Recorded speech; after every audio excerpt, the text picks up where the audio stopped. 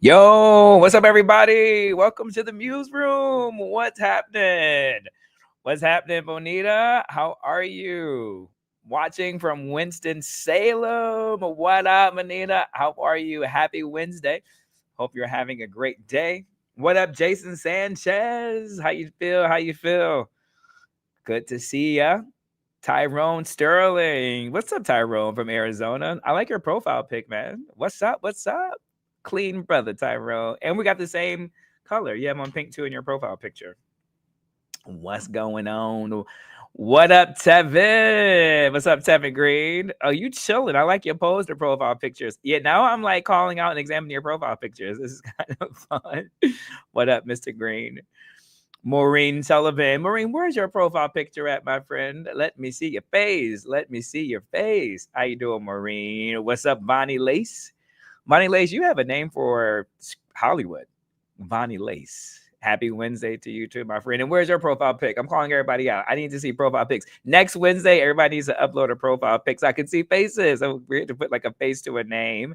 Ah, here comes trouble. Teddy Lammy. What's happening, Teddy? From the U. Teddy lives in, I don't want to put you on blast, Teddy, but Teddy lives in Miami. He's a big University of Miami fan, and Miami is ranked number 2 now. If I'm not mistaken, right, Teddy? Number 2. Congratulations, University of Miami being ranked number 2. Tyrone, really? I just gave you a compliment on your shirt. Now you want to go the audience. What Tyrone is, what he's doing is called trolling. Cat knows this. The Ohio State, they do that dumb. I did call it dumb. The Ohio State University. Whatever, Sterling. But I do like your band, though. Your band's all right. What's up, Nicole Fields? How you feel today? Welcome, welcome. What up, Tony T? I like your alliteration, man. Your name meant for the stage, too. Tony T. What's up, Tony T? Anthony James. What's up, my guy? How are you, Anthony? Good to see you. Lisa. Hey, Mikey from Atlanta. What's going on? Lisa, you got to put a profile pickup too as well. Everyone needs a profile pickup by next Wednesday. So we all have a deadline by next Wednesday profile pics. That way I can see the faces and we all can see the family that we're building here all together. My man Waylon. What's up, Mike? Were you in the room for were you in the room for Trump's speech for the UN yesterday? No, I was not in the room for Trump's speech yesterday, but I did see it and it was quite the speech. He had a lot to say. He was unscripted. Teleprompter wasn't working. Trump is very comfortable when he is off script. I think what's interesting about that is that's when people enjoy Trump the most, is when he is off script. I don't know how much his handlers or his aides like him going off script, but I think that is what allowed him to win the first time. There's a looseness about him, right? Trump has a looseness about his speech. And I think a lot of people who are new to politics or are frustrated with politics found that style refreshing, that he played by a certain set of rules. And so I think he actually is more comfortable when he is not on script or he's not on teleprompter. I think that's what ushered in the first Trump administration. So I guess from his perspective, if it ain't broke, don't fix it. Sometimes, Kat, you got to know what works for you, right? You got to know what works for you. Like, I don't do well with like prepared speeches. I don't know about you, Kat, or you audience. Like, I do better when I'm off the cuff. I do better when I just speak from the heart. I do better. Yeah, outline is good. Some bullet points maybe, but like the MuseRoom, for example, is unscripted. Like, there's no script, right? I have an idea what I want to talk about. Today is going to be a really cool day. This is going to be an explainer day. And we're going to talk about definitions. And so there's a lot of words and a lot of definitions. And so for accuracy, I am going to look at the words and definition just to make sure we get it right. But I'm excited for today's conversation. It's going to be a fun day of explanation. So this is a day that if anyone who listens to the Mike Muse show on Saturdays and Sundays always say, get your notebook, get your pen, get your paper, get your notebook, and let's have a lesson. Class is in session, as they say. And so I'm super excited for that. I'm just super excited to be in conversation with you all today, as I am every day and as I am for the MuseRoom. I love what we're building here. We're excited to use this new technology, StreamYard. We're excited to see how it works. And so we finally feel like it's shiny enough to present to the world, the MuseRoom. And so I think we're ready to launch, right? You guys have been part of our like incubator system and seeing how it works, but I love that you guys are rocking with it. And I think last week we had a really great time dealing with the Groper dynamic and context. So that was fun. And so today, folks, as always, let me know what you want to talk about, what's on your mind. As always, put comments and questions in the chat, and we are going to have a conversation. As you always know, it's a two-way dialogue. I love interacting with you. I love talking with you all. So ask questions. I'm here to answer them too as well. But what I really want to dig into is this idea of terminologies that we use in political discourse and kind of in everyday being very flippant with words. And I just feel like I want to put some of those words into context, and I'm going to do my best to do like case studies of like where it makes sense. And in particular, just as two examples I want to use as of the news today in terms of the categories. And what I'm talking about is words like Marxism and fascism and communism and libertarianism and authoritarianism and all the isms, right? And we use this very casually, and sometimes it fits and sometimes it doesn't. I think I may bust some people's bubble today, and some of the words that we're using actually doesn't quite apply to certain moments that we're in society, but that's okay. Because we're here to learn, right? And I also too think that because these words are very big, right? And they're very rooted in political study, right? And so I think a lot of times people toss it around to make themselves sound really smart and astute, but I think sometimes it makes people a little bit intimidated and to enter the conversation and to enter what exactly happened. And so I feel like if we can learn these vocabulary words today, we will make ourselves just a little bit more smarter as we go, and the people at the MuseRoom will be able to be best in class, right? And be in the top 10 percentile of society of people who are political observers and political watchers. So let's just get into it because I'm excited. As you know, I don't want to keep you, as they say. But I first want to start with like communism and Marxism. And so my idea, as I was thinking about this morning, is to really start out with like the most liberal and progressive ism and terminology and definitions, and kind of come down the scale to get to like more conservative leaning dynamics with it. So communism and Marxism. Sometimes people interchange these two words, which is okay, but oftentimes they should be separate, right? Because Marxism is the ideology, and communism is the state of, right? It's when you reach the moment of what Marxism was actually intended to do. And Marxism is all about, common prosperity, think like the campaign in China, patriotic education, think about mandates for patriotic educations in schools, think about like state ownership or control of key industries like banking, like utilities and natural resources, even while allowing some private sector firms, but still have really tight oversight, right? That is when you get to full state of communism. And so Marxism is just like the idea of it. It was this idea of Karl Marx, but now communism is more so like the actual state when you put these things into play, and really think about state ownership of key not injury, but also to natural resources, but also to the suppression of political dissent. That's really big with communism, and that's the idea of Marxism is political dissent, censorship, and then also too, communism is like one party rule, right? And control, most importantly, control over media and the courts. And so think about this from a China perspective, right? So that is a complete idea. It's one party, state-run media, patriotic education, control over all entities of banking, utilities, technology. A really great case study and is what we're experiencing right now is TikTok. And the reason why the United States is really baffling and grappling with this idea of a divestment from ByteDance, which is a Chinese-based corporation, is because the way that China operates is that it owns and controls even the private sector. Even the private sector has some leeway. It still is state controlled. And so that was part of the reason why the United States Congress, and was signed into law by Biden, wanted to ban TikTok. Now, I have my own issues with that, but that's not for this conversation. But to keep it linear, that is the example, as Kat is laughing, like, Mike, don't go off the rails, don't go off the rails. But to keep it linear, that's what it means to be like a communist and to be an example of that dynamic.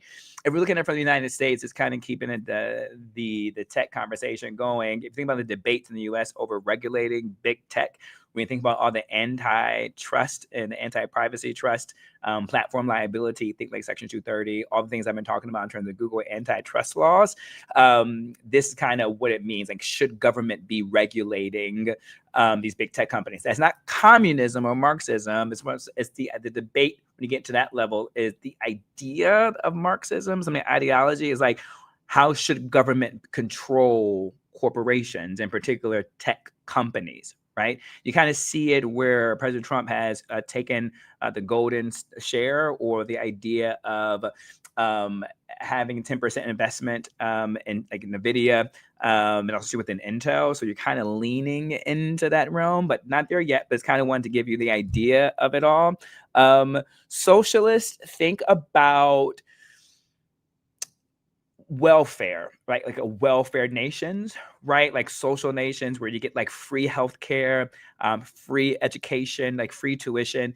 Think countries like Sweden, think countries like Denmark and Norway. Shout out to all my Norwegian and brothers and sisters. I got some friends in Norway, which is crazy. What's up, Daniel? What up, my boy? So think about social democracies rather than like full on socialism.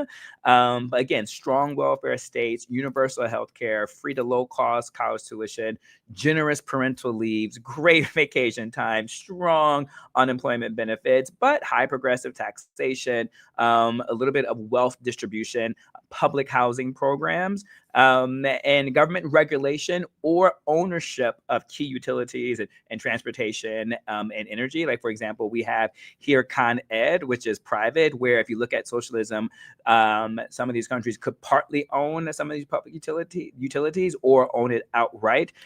Sometimes too, socialism is involved with like price control and subsidies and limited on capital flow. So if you think about and make it to relationship to United States, the proposal like Medicare for all, that would be like on the lines of socialism, like social democracies, like the ideologies of that dynamic. But opponents argue, right, when you think about it, that the policies could produce high taxes.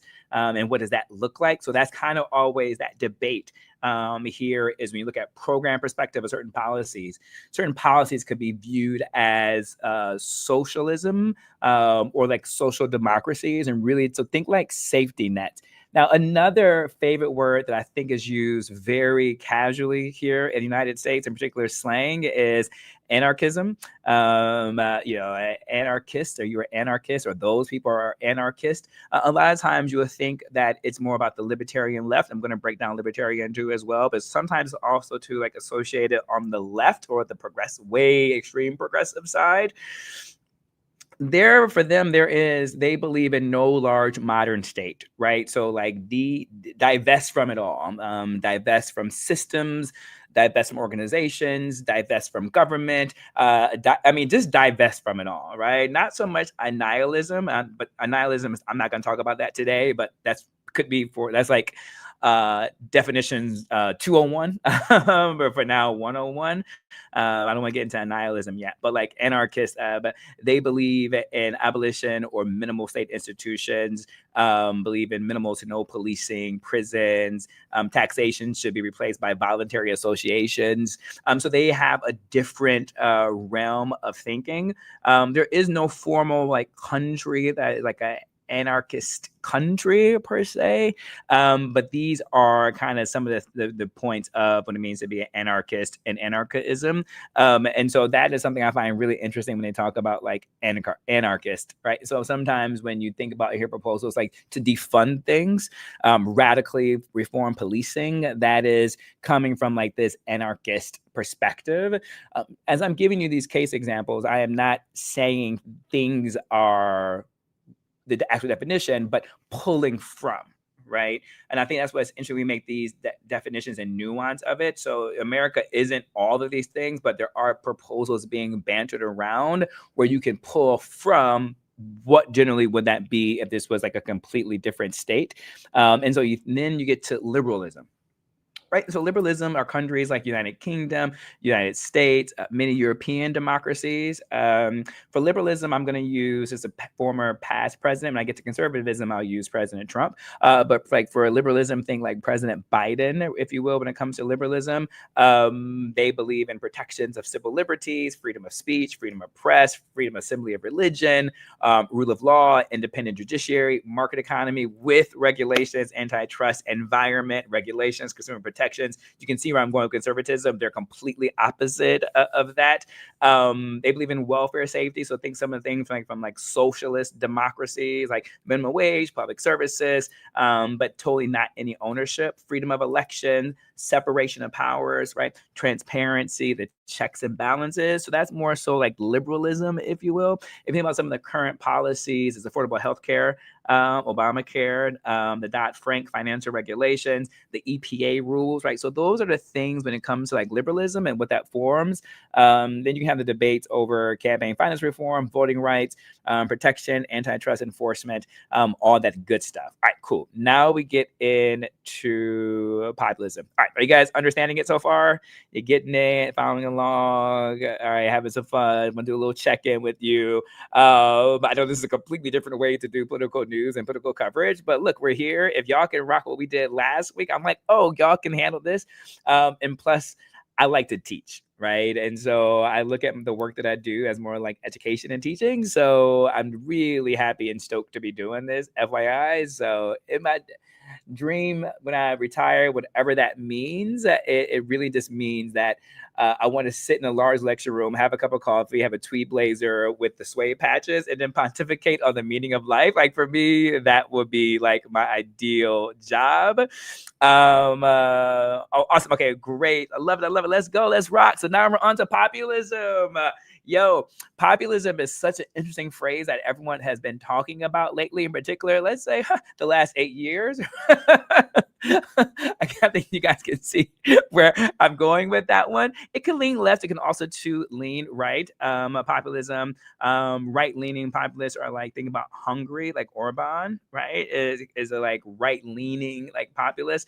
Left-leaning populists could be countries like Venezuela under Hugo Chavez. Those are different types. So you can see the difference between left and right. So I wanted to illustrate that one too as well from the US, populist Donald Trump, or tendencies to be a populist. And here's why. Populism is anti-elite, right? So anti-elite rhetoric, all about the people, corrupts elites, right? Draining the swamp. Draining the swamp is that anti-elite, corrupt elites. Get rid of those corrupt elites in DC, those corrupt lobbyists, those corrupt policymakers, right? This really was his first campaign, right? So that is what we call about populist messaging. Populist and social programs and subsidies targeted for the ordinary people, right? That's what the MAGA wing of the Republican Party is. Like they always talk about, right? They always say the forgotten ones, right? Like the MAGA, like the forgotten ones, those who felt other, those who felt lost, young men who are lost, I guess, and don't have friends. You know, is that the ordinary people, the regular person? That is kind of what it is, and it's always an attack on institutions that are seen as elite or corrupt. Think the attack on academia. Harvard, University of Michigan, Ivy League schools, the academia as a whole is what we're seeing right now with CDC and the FDA, right? And so it's that type of, that's what populism is, right? Also too, from a US POV, is tariffs as a use of trade wars, executive action, like bypassing Congress as much as possible, Trump is the only one who does executive orders to bypass Congress. That is a privilege of the United States president. So Democrats and Republicans previous to Trump have also used executive orders to bypass Congress. I want to be really fair when I talk about this, but that is kind of what you mean when you talk about like populism. Oh, and I forgot. Oh my God, the deep state, right? Like the deep state. All you conspiracy theorists out there, y'all are populists. Like if you ever come to me with a conspiracy theory, I don't care if you're a Democrat, Republican, Independent, Green Party, conspiracy theory. I'm like, populist. You're a populist person. Look at you trying to be popular, right? That's all y'all trying to be popular. Okay, another one that we use really a lot here is authoritarianism, right? And I think that is really interesting. I kind of want to slow down a little bit with authoritarianism because some of these things are very similar with slightly different differentiations because after authoritarianism, I'm talking about fascism. And so just as like communism and Marxism are very similar, can be interchangeable and can be tricky. Again, remember, Marxism is like the ideology of a state where communism is the state, right? And so authoritarianism and fascism is very similar in different ways. Wait till I get to fascism, right? Can you tell I'm a geek? I can't believe I'm like having this much fun. Jesus Christ. You would think I have no friends. I actually do have friends, which is hilarious. I'm having too much fun. Sorry. Okay, back to authoritarianism. Countries that are authoritarian are Russia. That's a given, right? You guys know it. Egypt, Turkey with Erdogan, definitely authoritarianism. Authoritarianism is really curtailing independent media, right? Jailing or silencing political opponents, jailing or silencing journalists, emergency powers. Like the country is always underneath an emergency not alert, like an emergency order that then allows them to operate without any jurisprudence, right? Without having any justifications of laws, because we're underneath the Emergency Act, if you will. That allows security forces to come into these countries. When you think about centralized control over judiciaries, that's authoritarianism. When you undermine checks and balances or you have no checks and balances, right? Like that's authoritarianism. Restrictions on civil society movements, how people come and go, what they do, what they dress, social life, nightlife, can they have a driver's license, all the things. Strict restriction on NGOs. What is an NGO? They don't know an authoritarian country. Like, I'm sorry, I shouldn't be this tongue in cheek. Let me chill. Let me be more deliberate with this delivery. And definitely making sure they silence protests as much as they can. And also, too, putting the fear into society so that they do not protest. So if there are protests, you have this fear of jail. Constant surveillance, right? Surveilling their citizens, censorship at an all-time high. Pretty much everything is censored, including how they receive their news and what the news is, and also two restrictions on assembly, right? And so basically their governments in quotations are just in quotations, right? It's really a centralized dynamic. When you fears about authoritarianism, and you look at it from a United States perspective, things about the fear of executive overreach, right, from the executive branch, misuse of national security powers, think about surveillance via NSA. Remember the idea that was happening right after 9/11, there was this fear of Big Brother's watching, right? That's kind of getting to the authoritarianism idea aspect of it. Guantanamo detentions, that was what a lot of people think about authoritarianism. Those are things that are being like debated. Also, states of emergency, right? Like COVID's a great example of a state of emergency, right? Is that sliding towards authoritarianism? And so that's when we think about that a lot. And really censorship and control over media, right? That is a true authoritarian nation as a whole, and lawsuits against journalists. All right. Now, you hear this word totalitarianism. That is a tongue twister, right? But that's just an extreme version of authoritarianism, right? That's all it is. Think like Nazi Germany under Adolf Hitler. Think Stalin. But really in current days, think North Korea, right? Under Kim Jong-un. And I'm just going to move on. I think we're all very aware of North Korea. North Korea pretty much is the only country in this modern era, wouldn't you say, Kat, that is an extreme authoritarianism. So we won't be throwing around that totalitarianism word around. And thank God, because I struggle with that word. There's another word I'm embarrassed to say that I cannot say. I'll say it. I'll be vulnerable. testosterone. I have to go really slow when I say that. There's certain words that just trip me up. It's insane. All right. Words you can't say. Right? And of all the words that I can't say, is that one? Every time I say that, oh, and the other word that I have to go really slow with, Kat, and audience, is salmon. I want to say that L so bad. That L for me, that is a real letter, right? I'm like salmon. Like I have to work. I have to think. I like Mike. Every time I say salmon, don't say the L. Don't say the L. Do y'all say the L? I know y'all do. Stop playing. I'm not the only one who struggles with salmon, right? All right. Nationalism. This is fun. I'm sorry. Nationalism isn't fun. Sorry about that, but like I'm enjoying this exercise. When you think about nationalism, a country underneath nationalism is India. Underneath Modi, again, Hungary. I've talked about Hungary, but Japan has now entered the chat. Extreme right fringes. Some far right, like in parts of Europe, like Le Pen in France.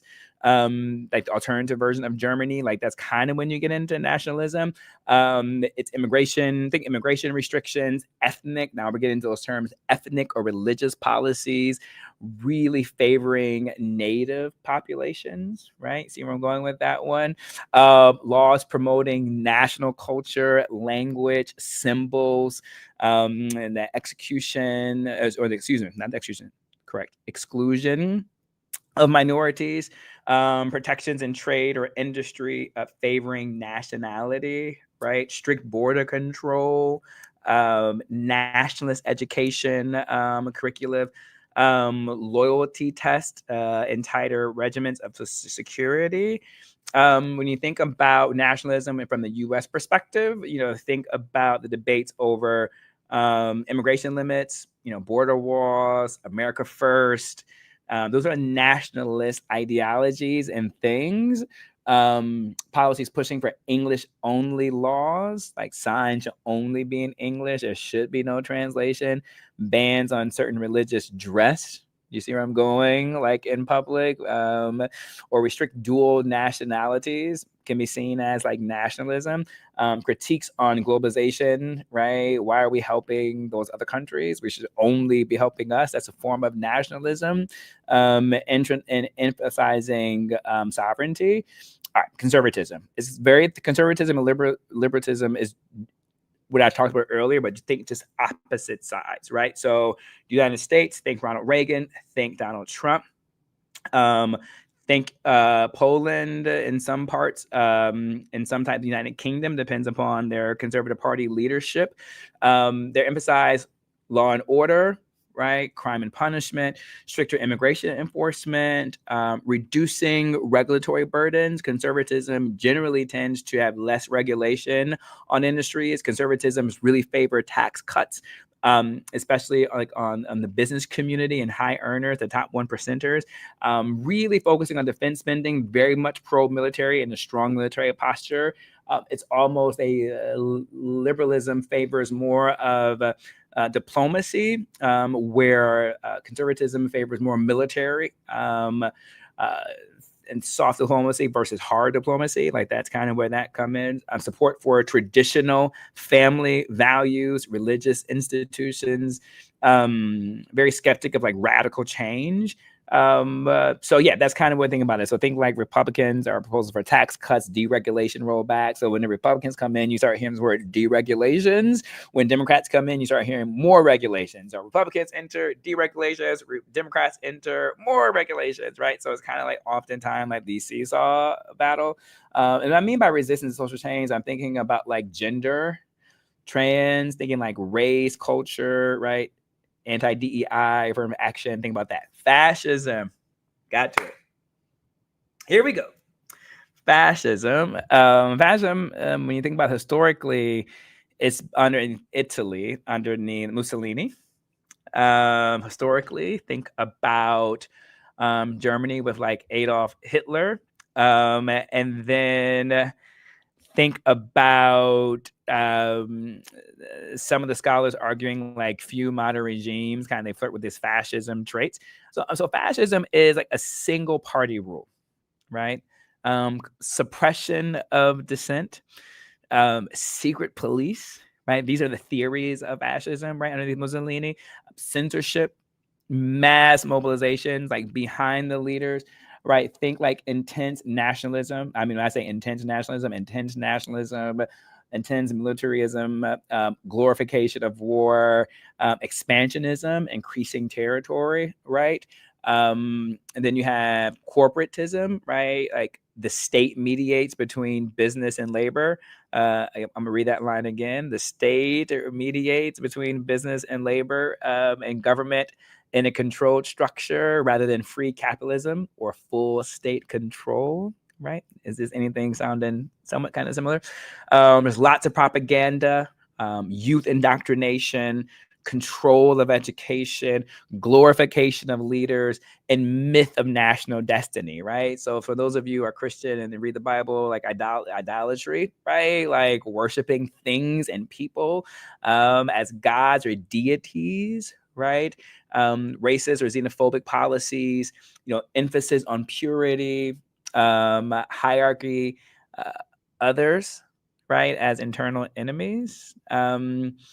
So oftentimes, now as we get into it, oftentimes when we think about how we use fascists, sometimes in America, sometimes we're actually just saying authoritarianism, right? Ultra nationalist, suppressing dissent, because in order to be extremely fascist, it would have to be all those things that I just mentioned, right? Like think total and complete control. But this is why I mentioned earlier about we have to be mindful. Like I'm not saying any of these things are happening right now or these people. I'm just pulling from different moments of the idea of it. All right. So before I start going to a case study, and one of the case studies I want to do is this Jimmy Fallon FCC debate. I am going there, but I'm going there with caution, as you guys can all imagine why I'm going there with caution. What did I say? Oh my God. Fallon, you are still safe. Jimmy Kimmel. Before I go on, is there any questions that you guys may have about anything? At the end of the day, socialism, communism, populism, liberalism, fascism, etc., all operate under the same hand. The same hand as capitalism. That's an interesting take from that one. So you think it's all just money? I think that's what you're saying by capitalism, right? Capitalism means all roads lead to money. I'm assuming that's what you mean when it comes to that. That's interesting, yeah, because even when you think about like centralized power and centralized leadership underneath one person, I think about Putin, right? That's all enriching. That's kind of getting into the category of oligarchy, right? And oligarchs. I think we are going to have a 201 with this cat because we have to break down oligarchy, a nihilist. Yeah. So yeah. Yeah. As Leland Casey says, you are in your bag. Oh, Leland, what's up? I'm Mike, you're in your bag. Let's go, my boy. Let's go, my boy. All right. So it seems Trump is dipping in multiple isms. Yo, if you guys go back and rewatch the MuseRoom for last Wednesday, this is what I was saying, folks. Oh my God, this conversation is good to be in conversation with the previous show.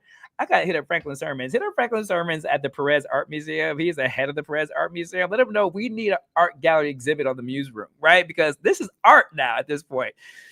Because, Kat, as we were just saying last week, political ideology is fluid. Like, I don't think it's binary, right? Like, that's what I was saying. Like, some people are pro-gay rights, but anti-immigration. In a traditional sense, you would think that if you are pro-rights, pro-gay rights, or like the protection of others or the minority, right? You would think those be liberal things, but then you are anti-immigration, right? So that's what I'm saying. Like society now, we're pulling from different elements of so many different things. It's not as binary, which is what's been my frustration with the way that we've been looking at politics, commentary, governance, etc. We're looking at it from a binary. I'm like, it doesn't fit.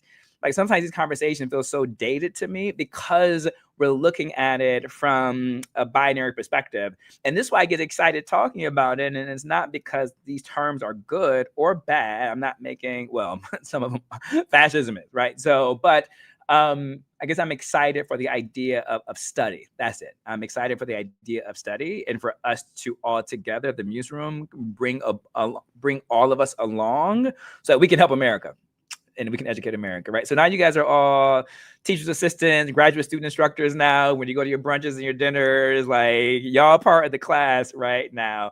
All right, so example is Jimmy Kimmel. Poor Fallon. Fallon's like, I don't got nothing to do this. Leave me out the chat. Leave me in the roots out. Yeah, leave me in the roots out. Like, we ain't hurt nobody. All right, so I'm gonna ask you guys. All right, let's have some fun. Now I'm talking to the classroom. I want to know, with this Jimmy Kimmel FCC, where do you think it falls under? Authoritarianism or fascism? We have to learn if StreamYard lets us do polling. But we'll get to that next week. We'll do pollings. Or if you think it's something else, but I'm going to help you out due to time's sake. Do you think the FCC, Jimmy Kimmel, God damn it, why am I so stuck on Jimmy Kimmel and FCC? Do you think it is fascism or authoritarianism? What do you think? There's no wrong answer. Don't feel embarrassed if you don't right or wrong. To give you some time. No. Yeah, authoritarianism. Is it fascism or authoritarianism? Authoritarianism. Let me know your thoughts. Anyone? Fascism or authoritarianism? What do you think? You need time? Bueller. You guys are always so active in the chat. Don't get not nervous now. Oh, this is like a classroom. Everybody's afraid to raise their hand, to say something. Fascism, authoritarianism. Put your hands up. There's no wrong answer. Well, there actually is a right answer. He who thinks as authoritarianism. All right. I'm going to let a few more people come in. Leland thinks fascism. All right. Waylon, authoritarianism. All right. I'll see. Maureen, authoritarian. All right. Marcus Harris, I think this is a hybrid moment. All right. Okay, hybrid. All right, Nicole, authoritarianism. Marquise, is that Michigan State? Is that who I think it is? Tyrone, authoritarian. All right, Tyrone. Lisa T, authoritarianism. All right. Let's keep going. More exact authoritarianism, corrosion. Okay, he who thinks. I'm gonna do like two more. Steph. Order. That current president man thinks it's a monarchy, but I think it's not an option. All right, monarchy cat is coming up in 201 steps. So we got to do oligarchy, monarchy, and nihilism. That is 201. Stephanie with the monarchy, authoritarianism. All right, it's authoritarianism, right? And here is why. It's like when the state or government agency like the FCC uses regulatory power to silence or suspend media. Now I want to be very clear. Let me edit this for those who are watching. Wink, wink. This is just a case study. All these things are alleged, right? I want to be very clear. I want to go on record that to put this into conversation. Let me slow down a little bit. I like my job.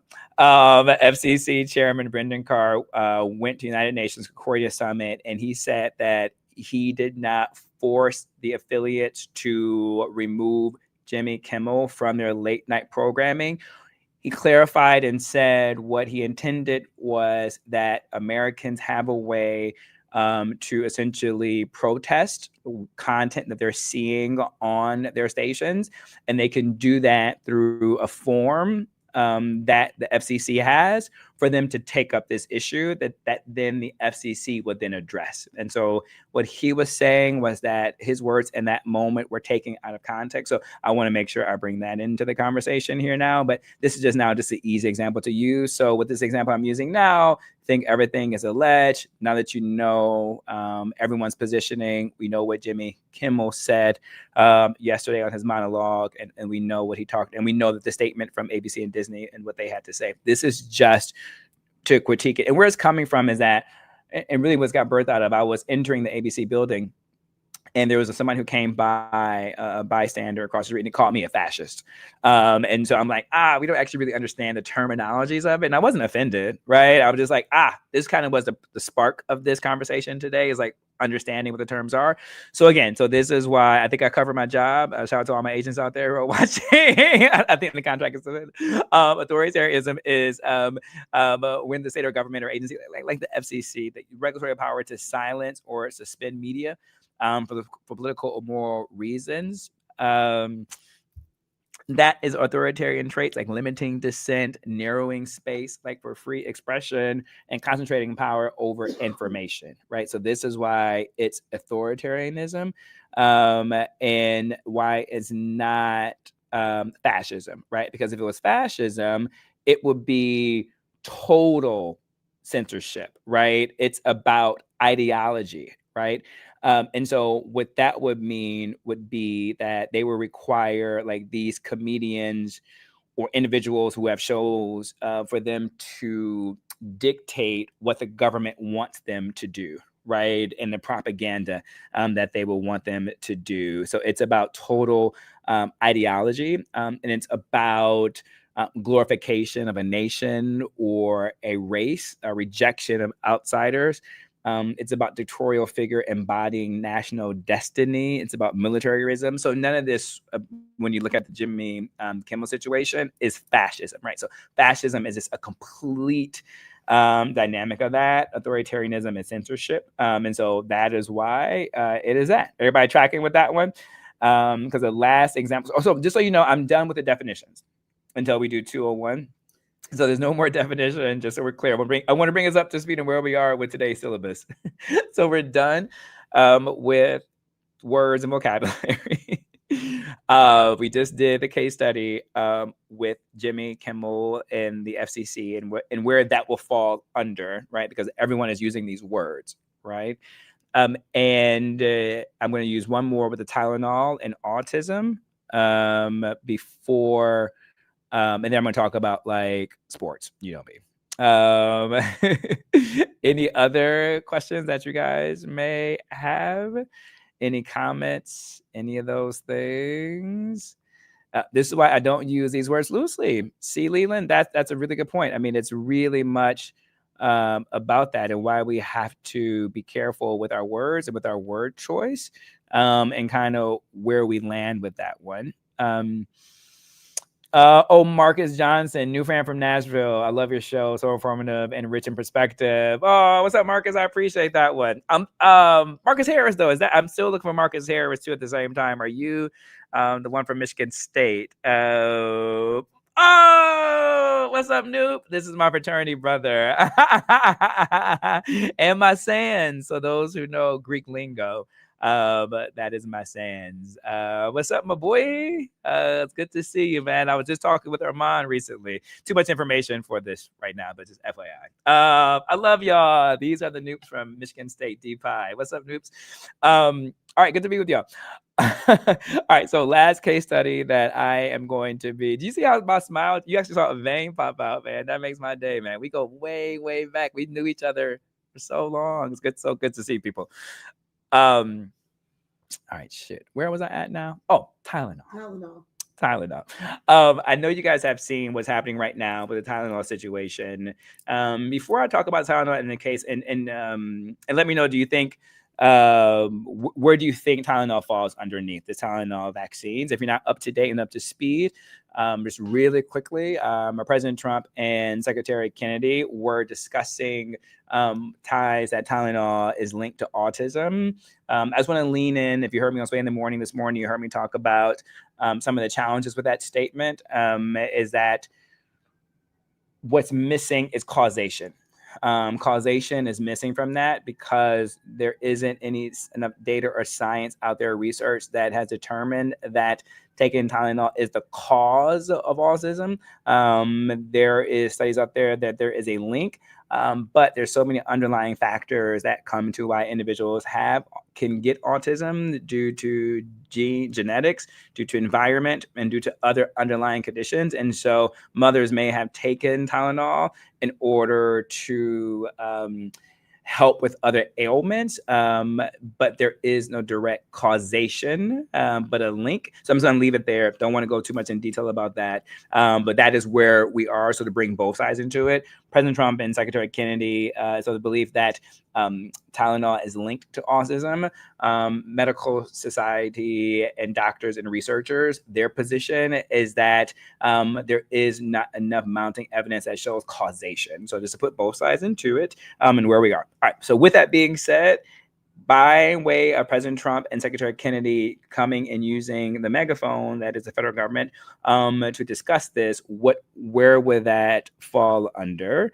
It will fall underneath authoritarianism. Again, authoritarianism is really kind of big. And I want to be clear, I'm not saying this administration is authoritarianism. I'm not saying that at all. We're just, as I said earlier in the top, when I even use, be careful, if somebody's looking at this later on in the hour or somebody's going to chop and clip, right? I want all y'all to go at them and say that I talked about liberalism as well. And I talked about it in relationship to social causes and social democracies, about Obamacare, right? And so I was very critical too, as well, of what liberalism and Biden with the vaccines and COVID structures as well, right? So I'm just pulling it. And as we said, ideology is fluid, right? And so we're just pulling things through. So maybe I should say it's authoritarian act, can be seen as authoritarian act, right? And so the authoritarian act of it is when a political leader uses their platform to tell citizens what medicines they should or shouldn't be using without scientific grounding. That reflects authoritarian tendencies. And really more so, and we think about Secretary Kennedy as well with his new panel of people that he's using to assess like vaccines. It's about centralizing the decision making in the leader's authority rather than having expert consensus or public institutions, right? Thinking about what's happening with the CDC, things about the reimagining of the CDC, the reimagining of the FDA, the reimagining of the policy councils that Kennedy has done. So it's all about like centralization of the power, centralization of the decision making, right? In a sense of how it all is to be done, and pointing to the amount of studies that are needed to override or to come up with that consensus, right? And in particular, to be so targeted when it comes to it. Typically, you will have different like doctors or et cetera come out and talk about, or maybe even a Surgeon General to come out and talk about public health, right? But what Trump and Kennedy did together, in particular, President Trump's overuse of "don't take Tylenol," he kept repeating, that lends itself into authoritarian acts, right? So as I wrap up this segment, remember, to recap, I was just using these examples. I'm not saying any of these people or places or spaces, particularly when it comes to the United States government, are any of these existence of authoritarianism or fascism or liberalism and conservatism, definitely. But other things are just acts of, for example, just because we've been using these terms wrong and giving them wrong associations. I guess I should be offended if somebody called me a fascist. He should have said fashionable. I would have taken that. Fashionable, my guy, not a fascist. Fashionable, right? You know Who's fashionable? the coach of the New York Liberty. Well, the former. The former coach of New York Liberty, cat for the tee up. Now why y'all did she get fired? What happened? She got them to the championship, did good. Everything is great. Liberty is balling. And the Liberty is where my girl Elle is, right? Like Ellie. I call it Elle for short, just because I forgot to put the L-E on the end of it. But I love the Liberty.